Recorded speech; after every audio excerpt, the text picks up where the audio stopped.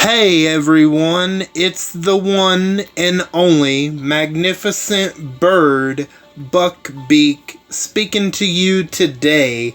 And in today's video, right now there's a raid tournament that is happening, and this is the perfect time to go ahead and showcase my Lone Wolves teams that I've been talking about.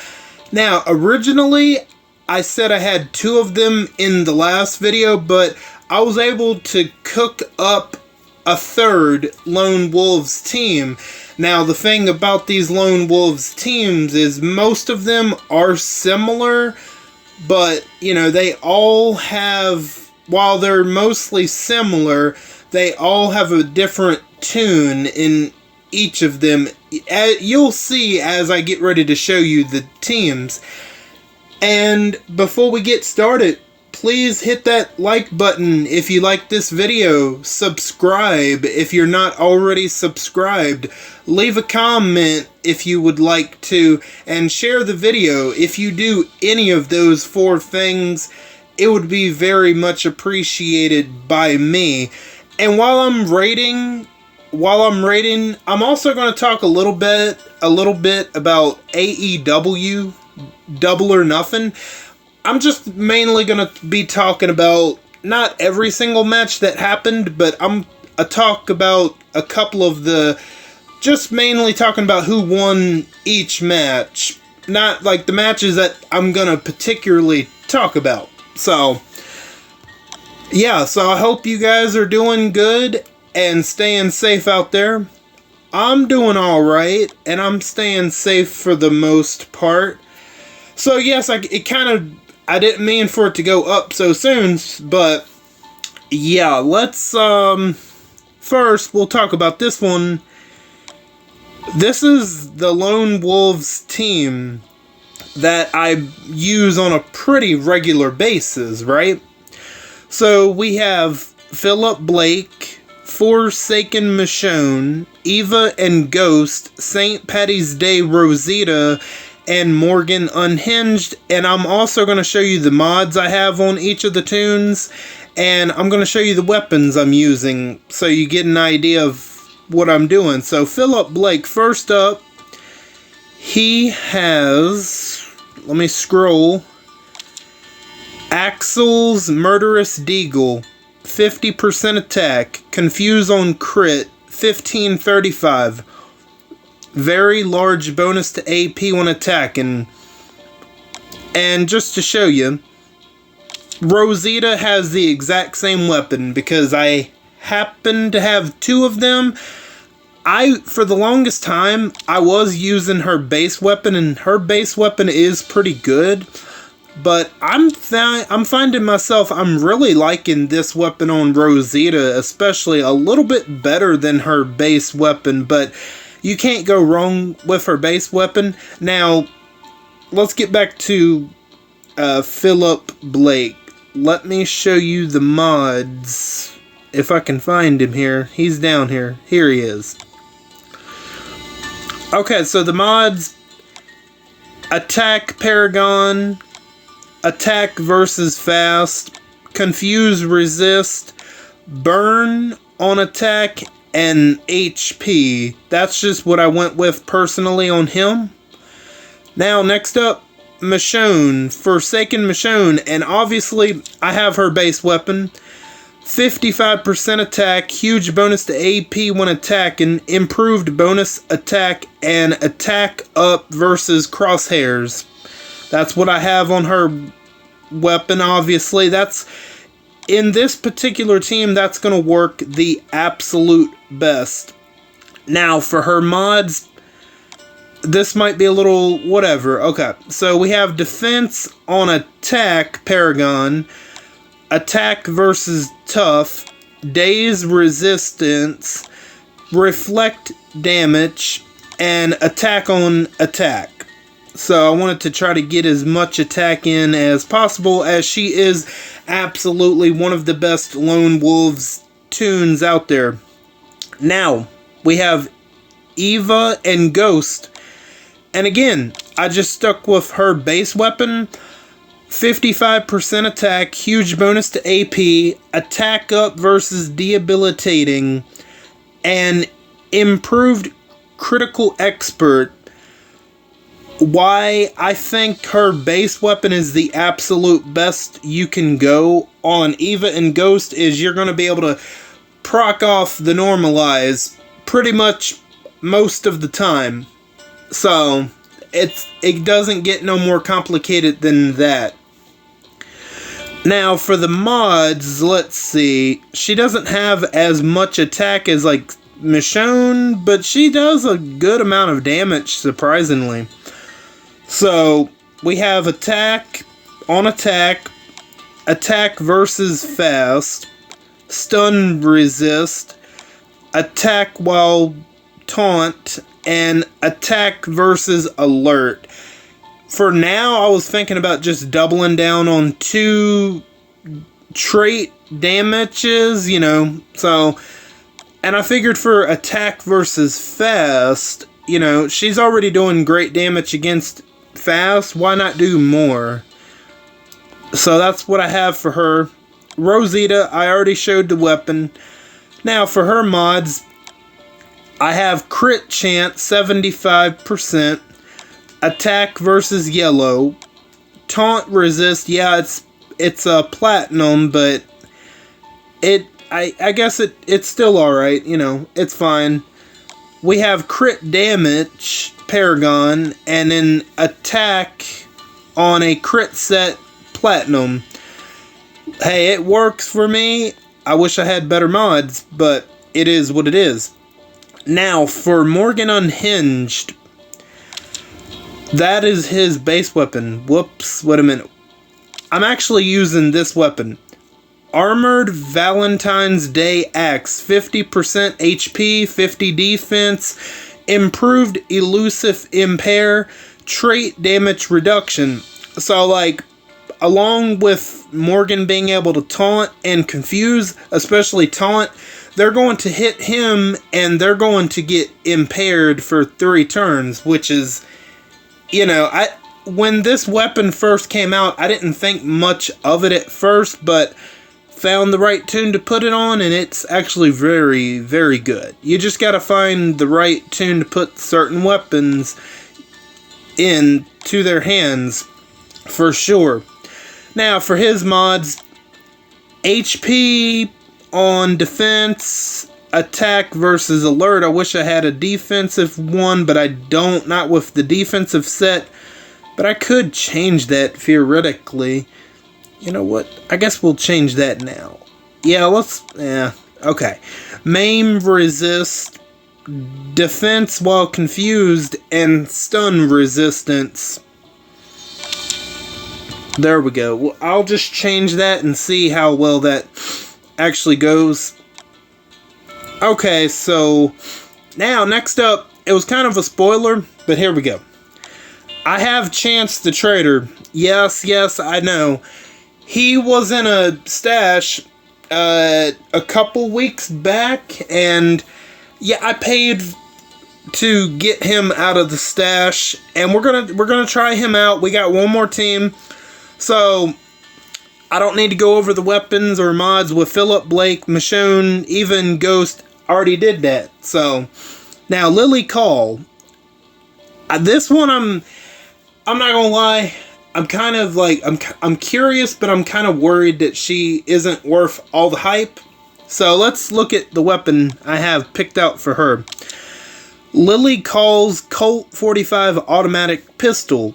55% attack, a huge bonus to AP, teammate reviving, attack up versus crosshairs. In a Lone Wolves team with Philip Blake as the leader, I think this would be the best weapon to use, but outside of that, you might be able to find a use for it, but the Lone Wolves team would be the ideal use for it. So let's take a look at the mods I have on Lily Call. I can't remember. So I have attack on attack, okay? Attack versus strong, confuse resist, reflect damage, HP. Okay, I figured I'd give her HP. I had to do something there. Okay, now, the Chance the Traitor. Okay, so even though he would normally have higher attack, this is what I done. Huge bonus to AP when being attacked, 50% HP, days recover, and improved 1535. I took the attack off the weapon because, like, Chance the Traitor is doing absolutely no damage. Like, I could have put defense there, but, you know, I wanted the chance to, you know, just to have, even if it's a slim chance to proc off his AR. So, and then HP is to obviously try to keep him alive. Now, let's take a look at his mods.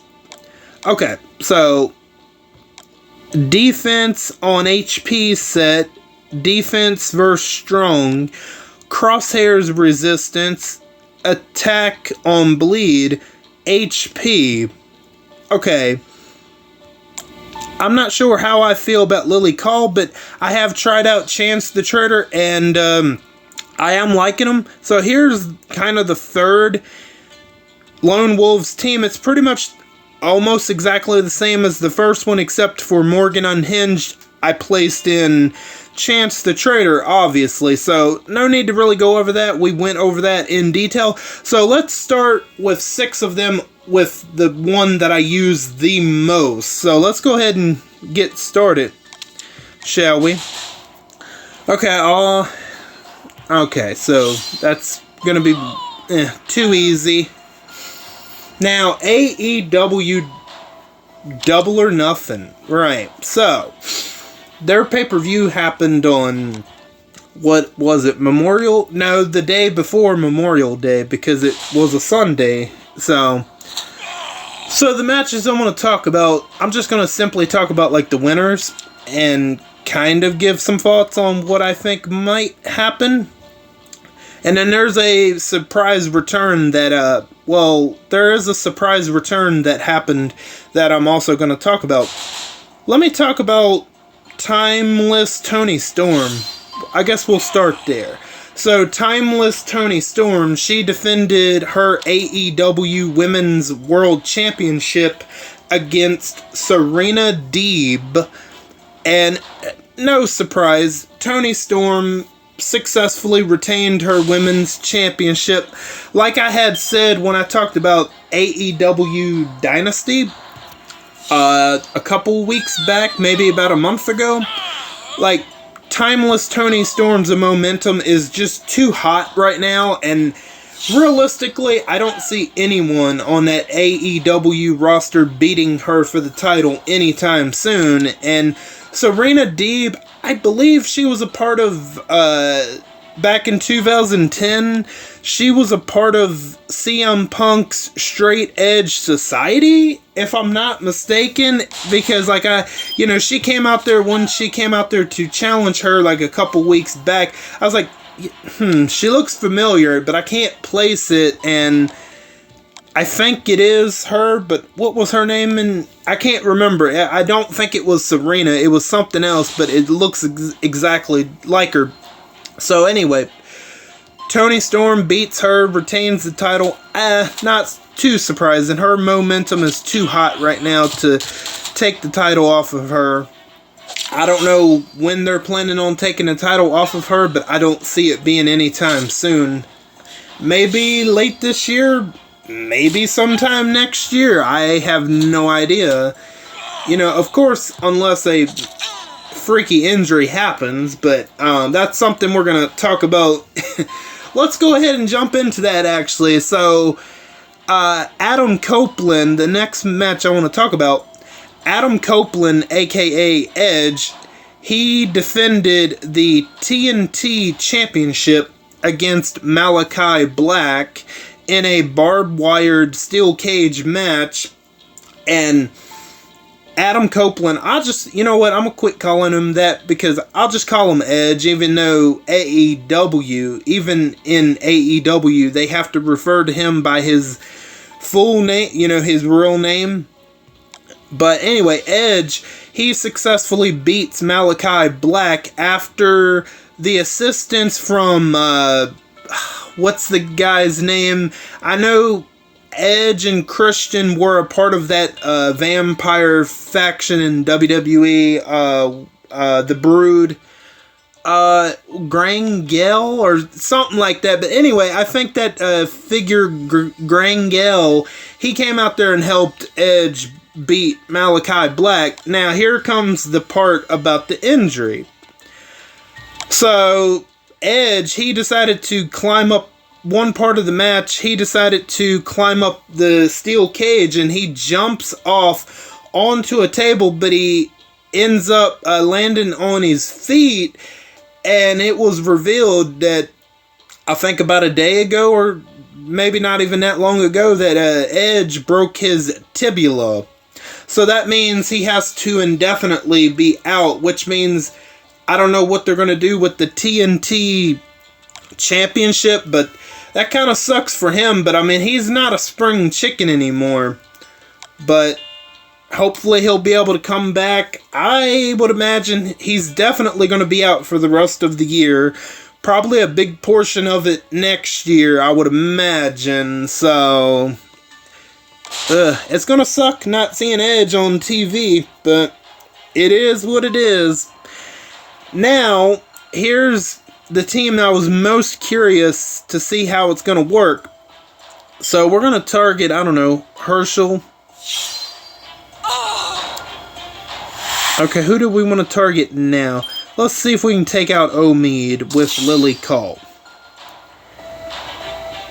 See, like, Lily's not terrible, but I'm not like feeling her. She only does like single target damage, but I did want to make this for you guys. So, Timeless Toni Storm retains. Edge beats Malachi Black to retain, but gets hurt in the process and has to be out and get surgery. So the next match I want to talk about is, I guess we'll get this one out of the way. Let's see, the Anarchy in the Arena. Now, what that is, it usually consists of a team of 4 versus 4, maybe 5 versus 5. It's pretty much a type of match where we're all 8 participants, so it's 4 versus 4. So you have the Young Bucks, that would be Matthew and Nicholas Jackson, Okada, and Jack Perry. That would be Team Elite versus Team AEW. That would be FTR, Bryan Danielson, and Darby Allin. Originally, it was going to be Eddie Kingston in Darby Allin's spot, but Eddie Kingston got legitimately hurt, so they had to find a replacement, and I gotta say, they found a damn good replacement in my opinion. So, it's a type of match where they can just go around the arena and just beat the hell out of one another. No rules. They can use whatever weapons. The match ends by pinfall submission, I'm pretty sure, in the ring. But they can go all out and just... There's practically no rules except you have to win the match by pinfall submission. So... the team that won this match was Team Elite. That would be the Young Bucks, Okada, and Jack Perry. They won the match. And leading up to the end of the match, Darby Allin, he's fighting Jack Perry on the ramp. But then he goes to the back. He comes back with a flamethrower. Yes, you're hearing this right. Darby Allin, he's coming out there with a damn flamethrower. He catches Jack Perry on fire. At least, like, his legs. Like, it's...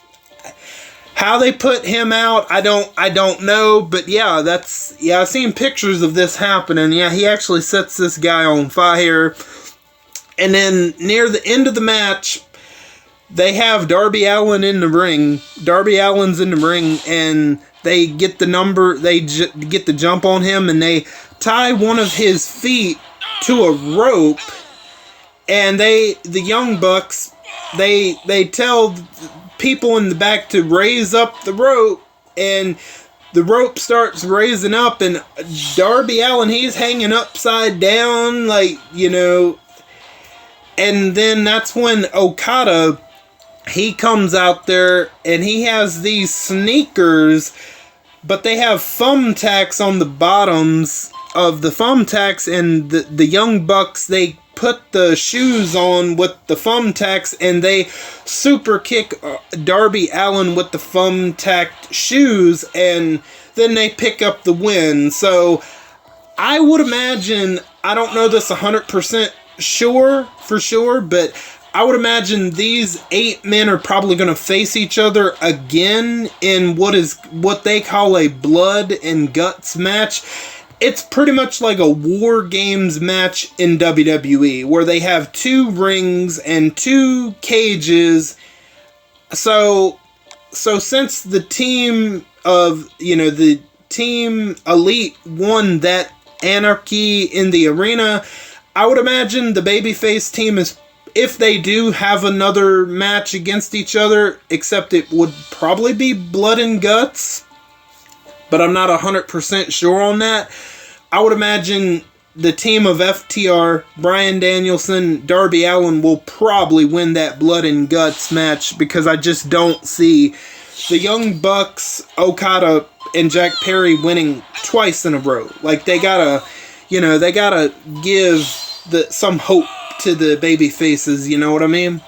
But, yeah, sounds like that was a very crazy match, and blood and guts is, like, pretty gnarly too, but I don't think they're going to do that on pay-per-view. They usually do that on TV, because the last 2 blood and guts matches were really entertaining, but they were really gnarly too. Now, the next match I want to talk about is between Willow Nightingale and Mercedes Moné.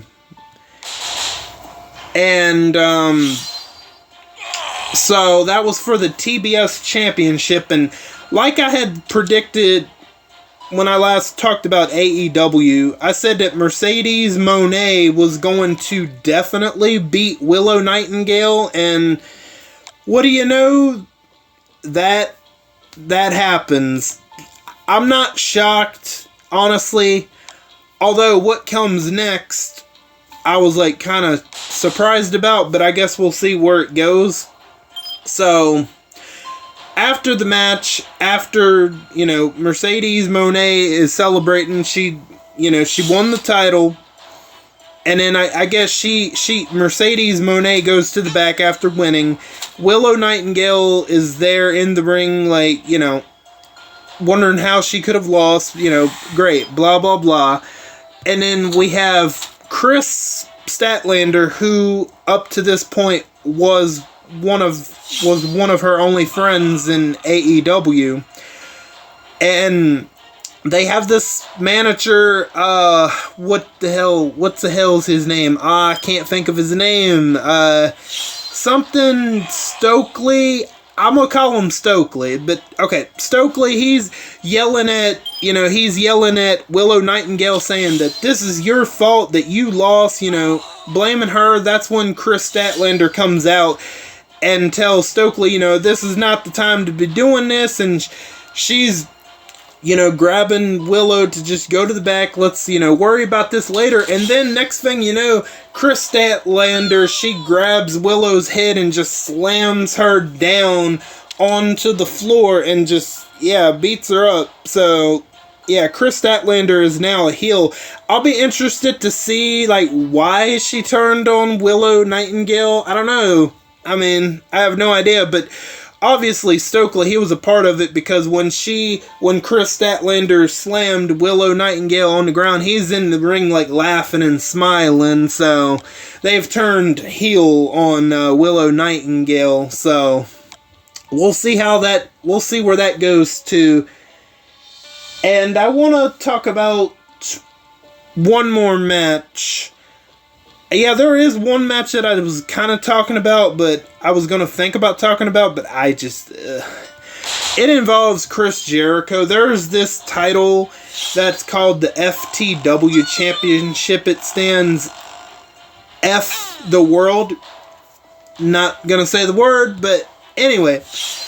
So this guy, Hook, who is Taz's son, I don't know his real name, Hook that is, but anyway, Taz, he's a commentator, and there was a situation that happened to where at this point, Hook was the FTW champion, and he decided to put the title on the line against Chris Jericho, and, well, Chris Jericho took the title from Hook, which, I gotta be honest, I don't know how anybody could defend that booking decision of Chris Jericho holding the FTW championship, but, like, come on.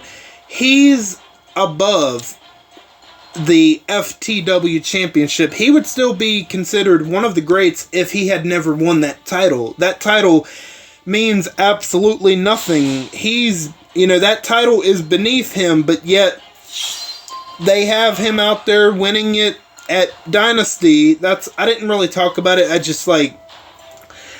But anyway, Chris Jericho, he defends the title in a triple threat match against Hook and somebody else. I can't remember their name right now, but anyway. So Chris Jericho successfully retains in a triple threat match. Like, I don't know why.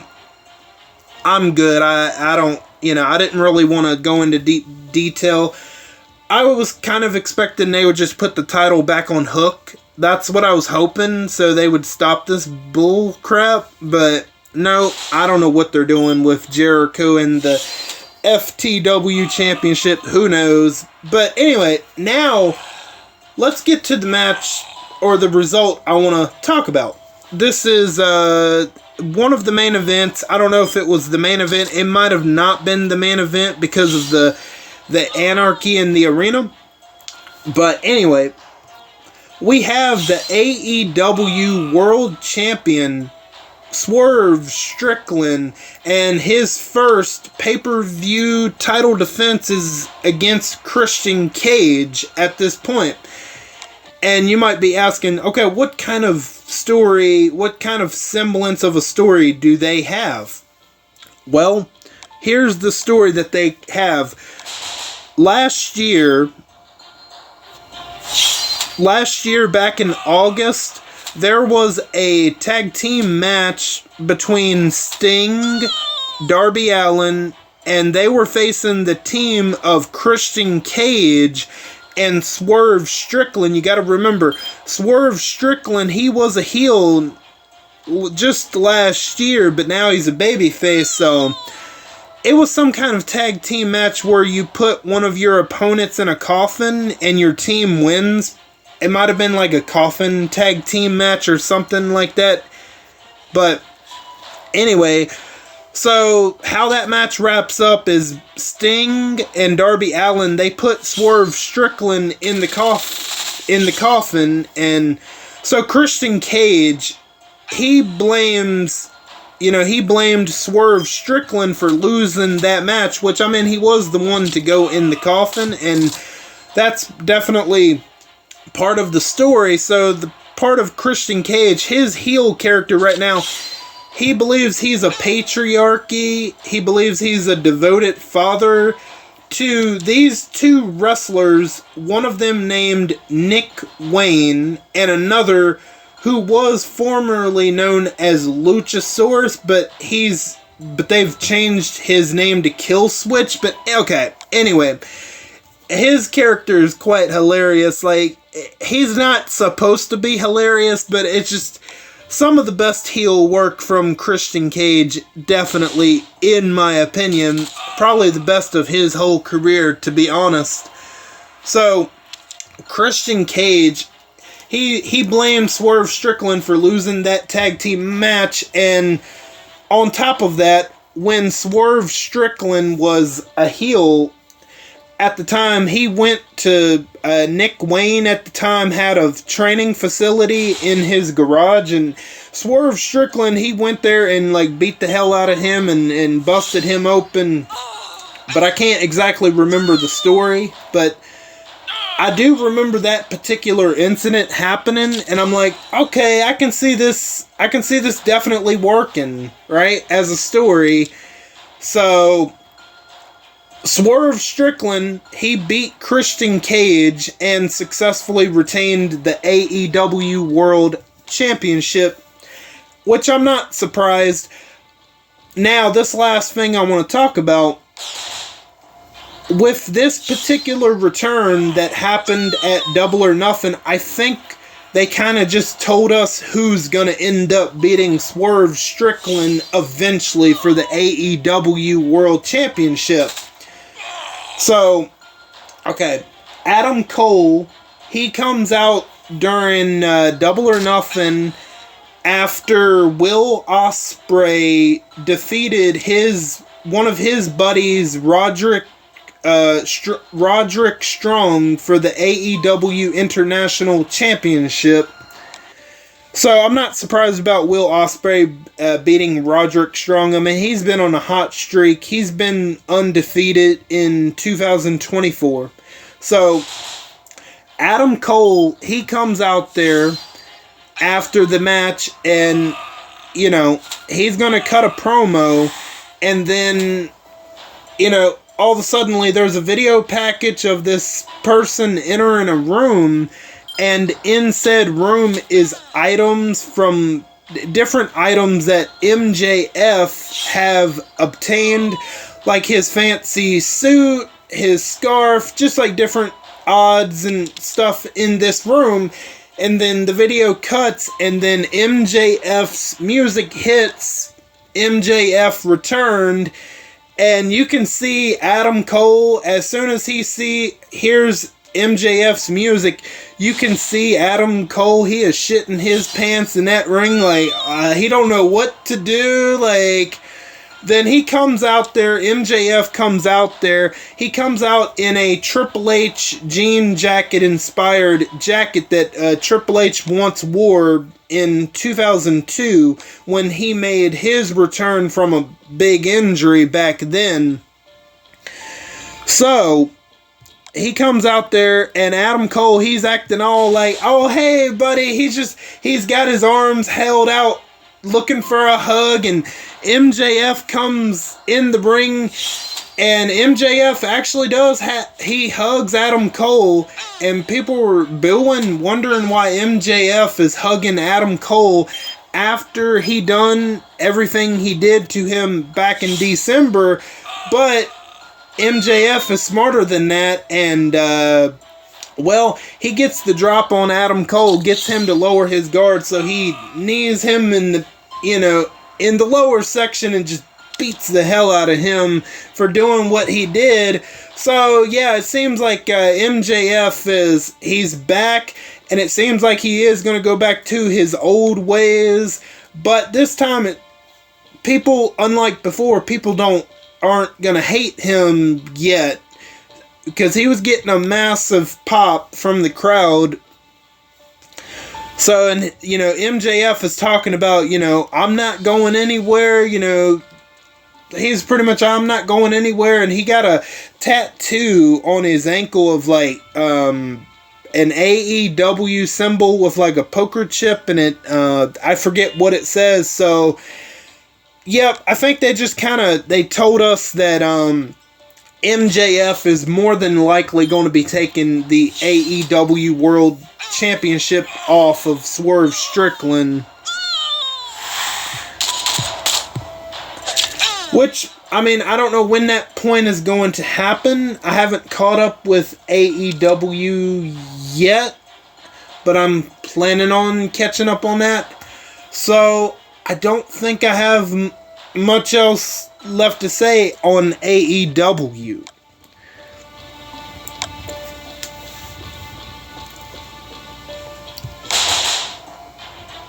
So, now let's get back to the Lone Wolves. I know that was a mouthful, right? The Lone Wolves, a tag team, I'm gonna do a couple more because for the rest of the raids after this one, I'm gonna switch between the team with Lily Call and Rosita, but they both have Trader. Okay. So, let's switch back over. I gotta be honest with Lily Call. I'm not loving her. She's okay, but I'm not like a massive fan of single damage only. Will she take out Agent 46? I have no idea. Wow, that's what I'm that's what I'm saying. Come on. Compared to Rosita, I would rather have Rosita. I was kind of wondering, but now that I've made this video and I'm able to share my thoughts, I'm like, I don't know if you guys are going to see Lily Call again on the team. I don't know. I doubt it. But here's the thing about that. Yeah, I did spend on the battle pass. Even though I'm disappointed by Lily Call, I'm still glad I forked over that $15 so I could save on some gold mythic tokens. As bad as that sounds, I know that sounds pretty bad, but yeah, see, Lily Call, she's a punk. She can't even stand up. Went out just like that. My God.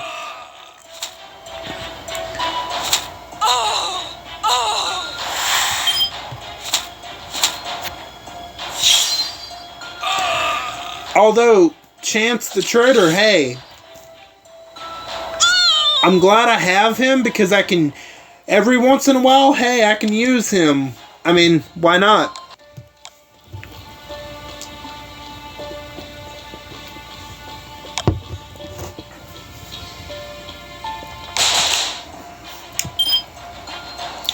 Oh, yeah.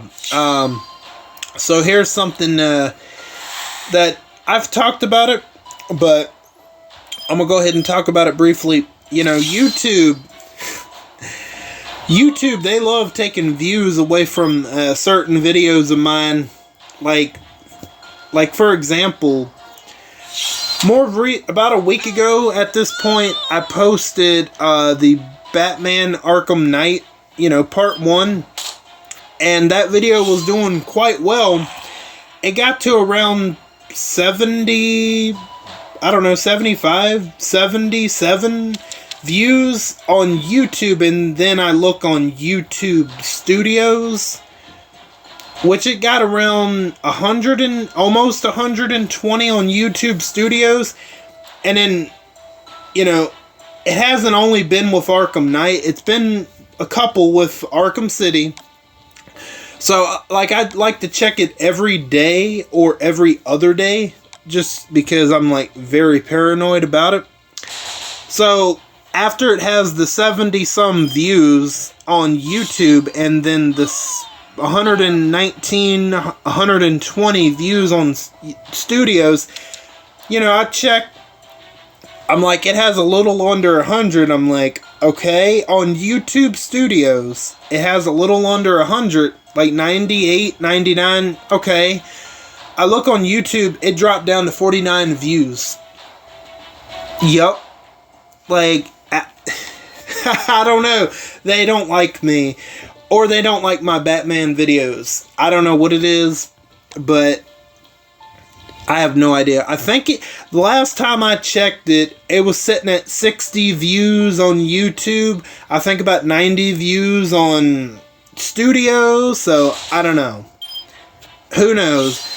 When I wake up tomorrow morning, I wouldn't be shocked if it's sitting at 10 views. I really wouldn't. They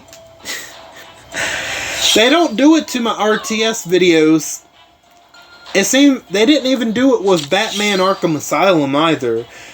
It seemed to start with Arkham City and then the first part of Arkham Knight. So I don't know what's going on. They got to get their crap together. I don't know. So yeah, I figured that, that's something that's kind of bugging me a little bit, but I've seen this little damn symbol and I'm wondering, it's bugging the hell out of me. Let me see. I don't even know. What the hell is this? Raid energy cost. The raid energy cost increases when a new score threshold is received. Are you... Wow. I guess it's not happening yet, but, like, really? Okay. Just another great way they're killing the game. Great job, Scopely. Great job. You're doing a fantastic job. But, yeah, as far as YouTube taking views away from me, there's not really a whole lot I can do about it. Hey, I'm still going to be uploading, but, those videos are going to have lower views than they should, because it's just, boop, YouTube decides to wake up one day. Oh, no, wait a minute. He's doing too decent. No. We got to take at least 20 or more views. So, but my RTS videos, I haven't noticed it. If they have, they don't take many, if at all. I don't think it's only with the Batman. I don't know. I guess it's because Batman is white and rich and he isn't evil. I mean, I don't know if that's the reason. I have no idea, but I'm just like trying to rationalize why the hell they do this. I have no idea. Like I said, I won't be surprised if I wake up Thursday morning to look and it only has 10 views, right? Like, I'll give you an example. The Harley Quinn DLC Part 2 video, at one point, it had like 60-some, almost 70 views, 60-some views, and then it dropped down to like 48, 49 views. One point, it got up to around 52, 53, then it finally settled on 50, and then, like, the other day when the Batman Arkham Knight video views dropped, the same thing happened with that other video because it ended up dropping from 50 to 43. It dropped to 40, and then it's currently, as far as I know, it's currently sitting at 34 views. Like, don't know. I can definitely show screenshots, like, yeah. So I have no idea what the hell is going on with that.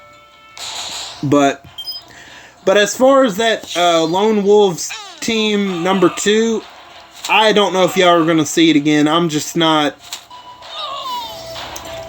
not feeling it as much as I am with these multi-hitters.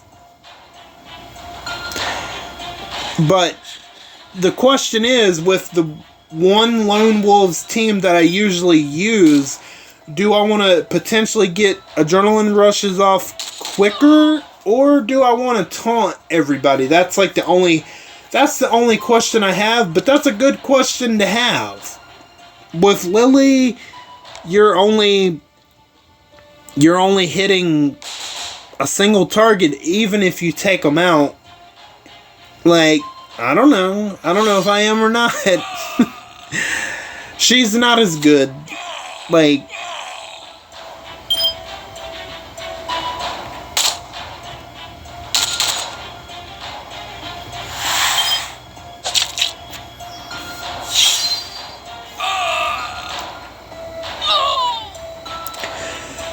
yeah, so Rosita is still going to be my go-to, even though she's not Lone Wolves. I'm just, fingers crossed they come out with They Who Wonder, but I doubt it. I highly doubt it, man. But you know what? For this last 6, I'm going to do 3 with the Lily Call team, and then 3 with the team I was just using. Maybe I ought to find somebody a little bit harder. Maybe not quite that hard. Okay, that's not too bad, I guess. Okay, so let's see. Lily Call, will you do something to help me out? Okay, not bad.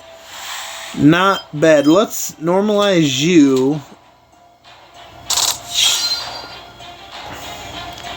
Okay, not bad, but I'd rather do multi-hits. That's just a personal preference for me. That's just me. There we go.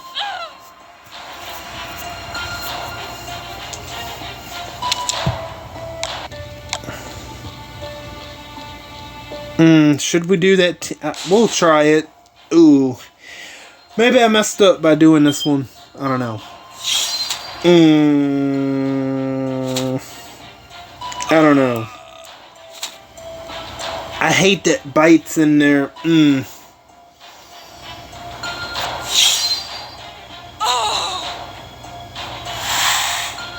Okay. Will she take out this Peacekeeper? Didn't even do half the damage she could have.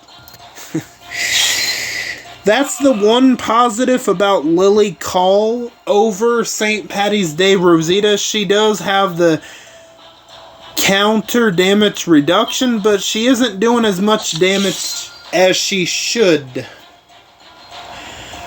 I would rather take my chances personally with Rosita over Lily. I mean, that's me personally, but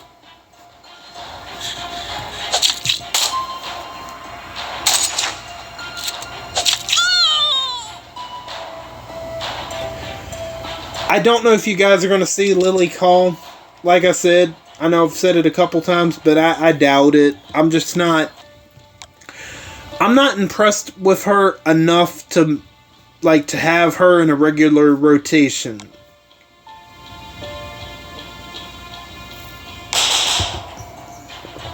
Okay.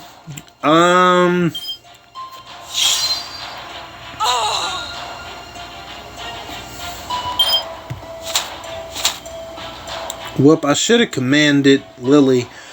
Too late now.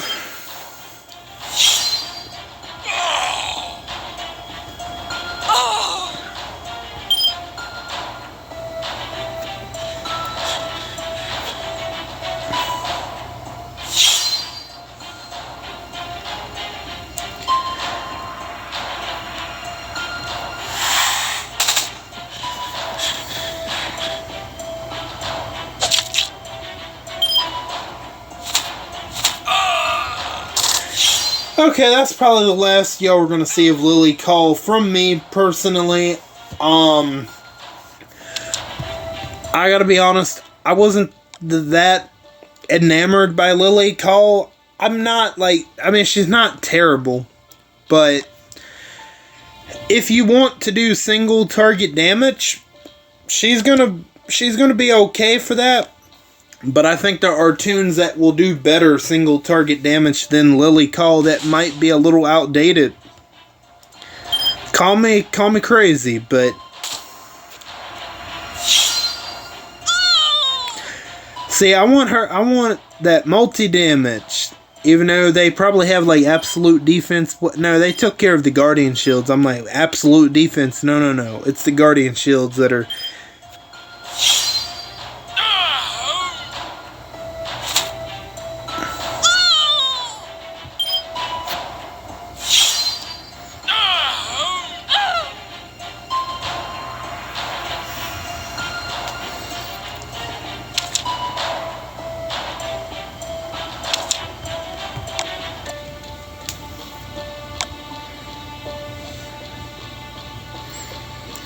Okay, 2 more.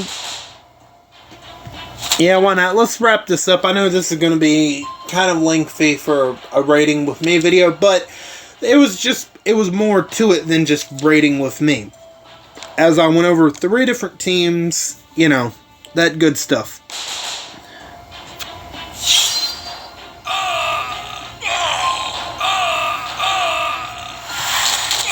There we go.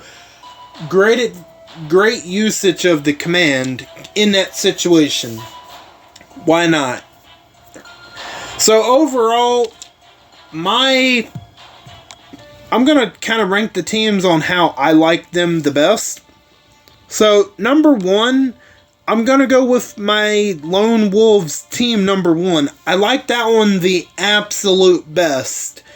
Without a doubt, that's the one I like the best. I love taking advantage of the normalized. Rosita, she's great. We all need Rosita in our lives, whether if it's on RTS, wherever. We need a Rosita. Absolutely. Then we have Morgan Unhinged, who can just taunt and confuse just about everybody. So, there you go. And Philip Blake is great. He's a vital part of this team, absolutely. And then you have Forsaken Michonne, who does amazing damage as well. Love this team, absolutely my favorite team of the three. Now, number 2, I'm going to go with this team. It's going to be my second favorite. The only thing, and it's not a negative necessarily, but the only thing I don't like about this team is the fact that Morgan is not in here. But if you don't want to confuse, not confuse, but if you don't want to taunt everybody and you potentially want to get adrenaline rushes off a little bit quicker, this team is certainly going to do that for you. And that's why I like it the second best. I think it's still very good. And I'm glad I picked up Chance the Traitor, which I was lucky to do that. Now, this team, I gotta put in third place. Like, Philip Blake is great. Forsaken Michonne is great. Even Ghost is great. Chance the Traitor is great too for what he does. The weak link, Lily Cole, absolutely the weak link. I mean, she's not bad, but she's not better than Rosita. Sorry, she's just not. And you guys are not going to see her in any more videos from me personally. And that's pretty much all I got for you guys for today. Let me know down in the comments what was your personal favorite Lone Wolves team out of those 3. My personal favorite, like I said, is the one with Philip Blake, Forsaken Michonne, even Ghost, St. Patty's Day Rosita, and Morgan Unhinged. That's my personal favorite because I love the fact, this isn't the only reason, but it's a top reason. I love Morgan being able to taunt everybody pretty much and confusing everybody pretty much.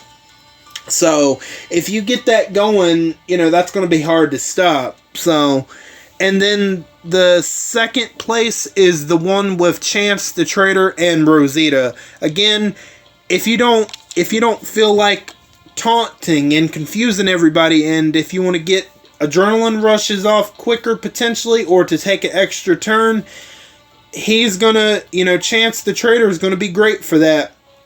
Or maybe you like the second team with Lily Cole in it. Maybe you do, but I certainly don't all that much compared to the other 2 teams. And if you have any more thoughts on the state of RTS, please feel free to let me know down in the comments. I want to thank each and every one of you for stopping by and for your continued support. Or if you're new, welcome in for the first time. All of you are very awesome, and I thank you again.